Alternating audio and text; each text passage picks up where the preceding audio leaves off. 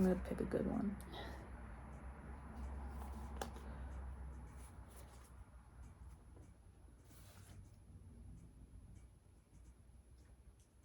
Okay. This is one. What do you think I want most from life?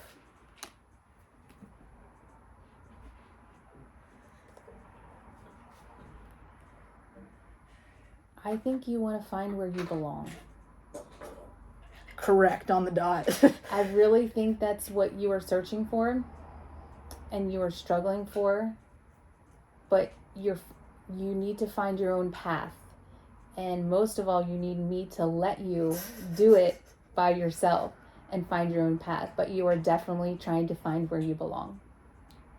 Yeah, absolutely, because I have no idea where I'm at right now. Yeah. Okay. What do I think you want most from life then? Honestly, I think from like what even like taking away from like the last question, just finding your peace. Yeah, absolutely. Because I think especially right now, and like that you and I were just talking on the phone like a week or two ago, like I think that's like what it ended with, that you just want peace, clarity, clarification, closure, that type of thing. You want to be able to just find your peace no matter if that's here, if that's there, if it's with me, if I'm not there all the time. You're absolutely right. Just finding peace in where you are. That got me the most emotional. Because I also know that no matter what, that's a step of all of us growing up and getting older. Or Maya's still young. She's still, instead of going from, like, I'll always have 3 kids. It's not like I'm losing you guys. But we're not kids anymore. No. And it's not going to be everybody waking up in the house anymore. It's,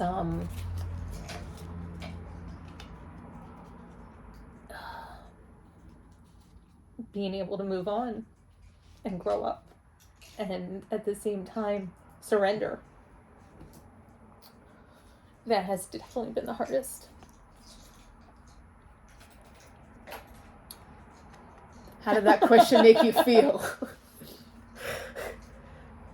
That was probably the hardest one. Yeah, easy to answer. Oh, absolutely. Easy to answer, but it seems like the hardest. Like it was so easy to answer, and we know what we want, but we have no idea how to get there. We know what each other wants. Oh, absolutely. But either of us can. Honestly, like that's exactly what I want, but I could have not ever said that to. Like I could never like admit that to myself. Yeah. And peace is exactly what I've been trying to find recently. And actually, I want to do this one last question because it's a really good one. Finding the peace and strength. It's a lot. I would agree. Okay, I'll let you answer. Go ahead. Okay. This is just a good one. Okay. Describe a moment that changed your life.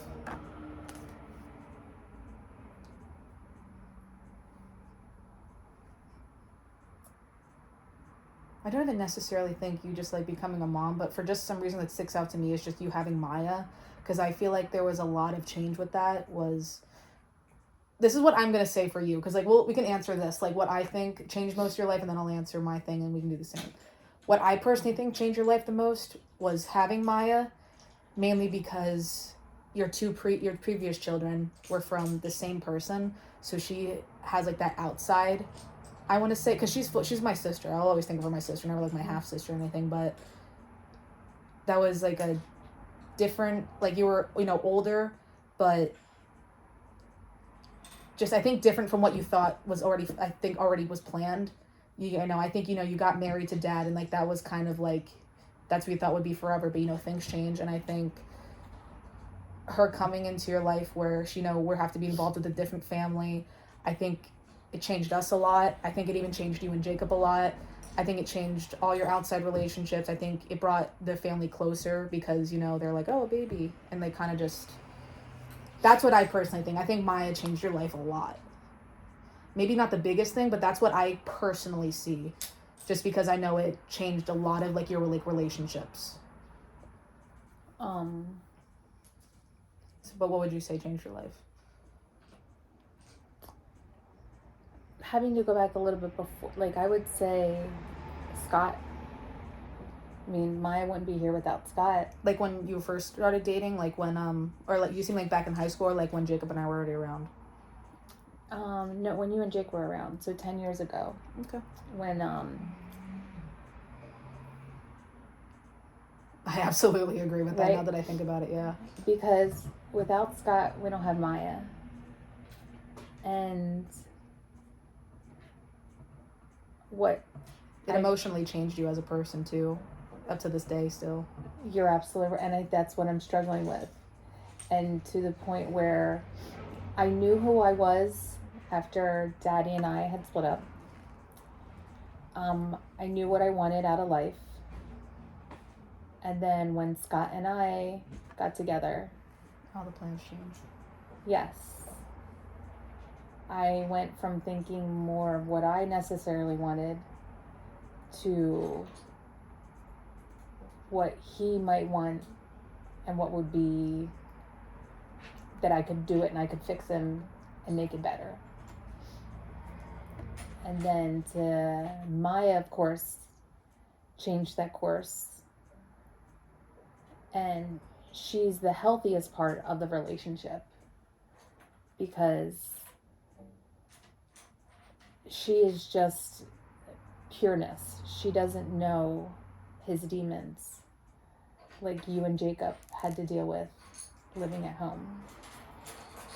And We figure it out as we grow up. Even if you don't tell us like directly, we just kind of figure it out. And I think along her life, she'll figure it out too. Because I don't want, I think about that every day. Like the question she'll ask me, like if she'll ever ask me, like, why don't you like my dad? And I think about that. And I always think about like what my answer is going to be the day she does ask me, because she'll figure that out at some point. And I wouldn't, and if she would ask me that right now, I would not know how to answer it. I would probably just say like, at this point, like I would, if I were to give like a petty answer, I'd be like, you'll figure it out one day. But to give like a respectful, like nice answer, I would not know how to tell her. but I think that'll come in time. Oh, I agree. Just like the whole how you could never understand why I wouldn't talk to you and Jake about Daddy.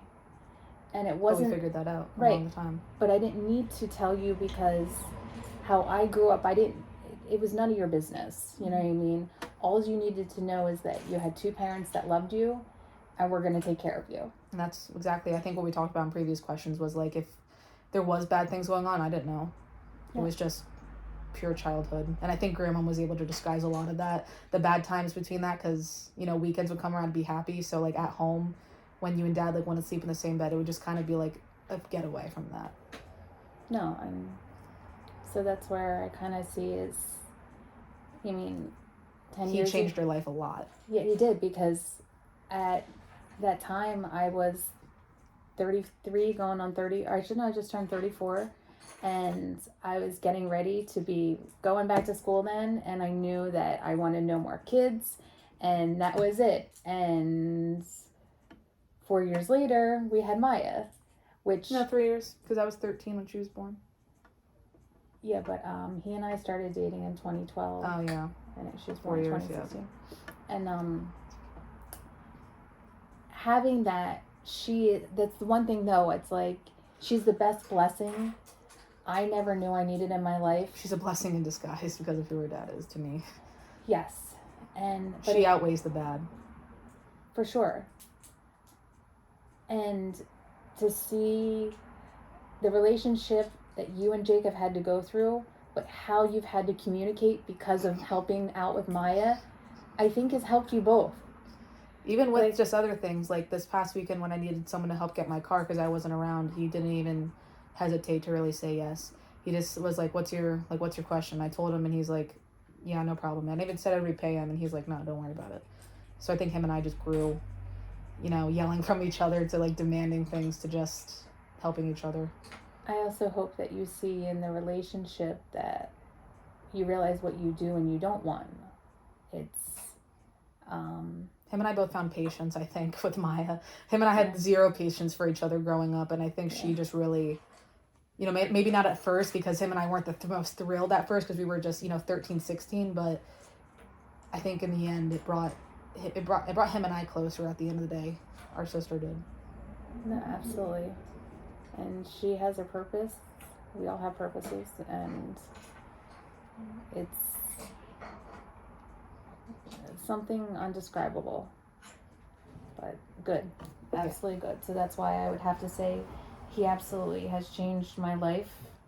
Where it goes from here is still a little in the question and unknown, but time, patience, and 1 minute at a time is what I think is best. But good. How did that make you feel? More understanding. I personally would say what changed my life was my first ever panic attack almost 2 years ago. Because I still remember where I was, remember who I was with. It was right after work, right after Dunkin' Donuts. It was like 8 o'clock. Jordan was driving me home, and we were in the front of her car. And we were just having a simple conversation, just like a kind of like a deeper conversation, I guess you could say, about like, I think like just like things that were happening at the time. And I remember like having anxiety and like, but I never had like a real panic attack at that point in my life. And just at that point, that September day just switched and like my heart started racing. And ever since then, it's like I have a different view on life now. Do I feel like, like as in reality, do I tend to like disassociate a lot so it helps like numb the anxiety? Very much so. But that's also because I tell myself I try to convince myself to go to the doctors and type of thing. And, it's hard to like go through life when you're not like, feeling okay all the time. When you're constantly worried, it's hard to like leave the house and go out because you're like, oh, what am I wearing? People are going to look at me. People are going to say something about me. Going to work. Oh, I don't really want to go to work today because under the circumstances, customers are going to like yell at me.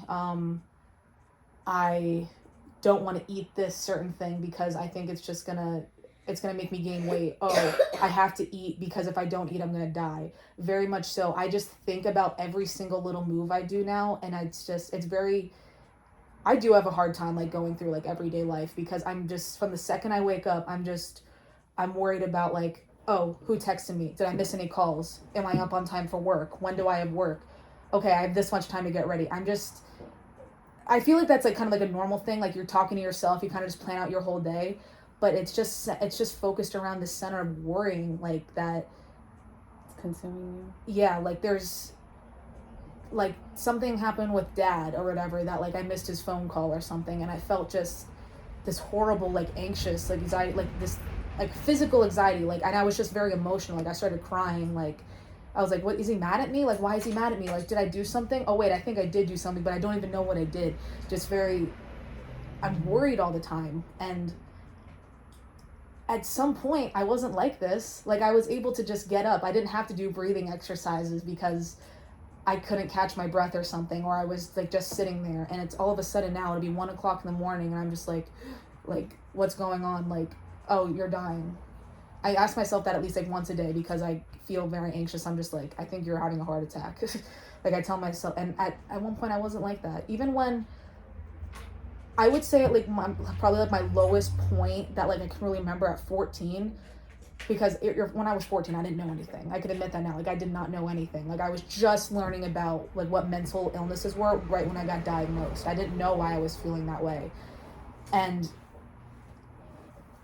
But even now, when I'm older, I guess you do worry more as you get older because you're more, is that like receptive? Is that like, I guess you could say like you watch the news and it's like sticking more to you, like this is what's happening like in the world, like the stuff that's happening like Ukraine. Like I did at 14, I wasn't like listening to the news like I wasn't really, I was more in my mind of I'm in middle school, I need to get my homework done. Oh, this is what's going on with my friends. Oh, I want to try this. I want to go that place. You're now more aware of your surroundings. Because I think your circle's gotten bigger. It's not just you, your friends, your school.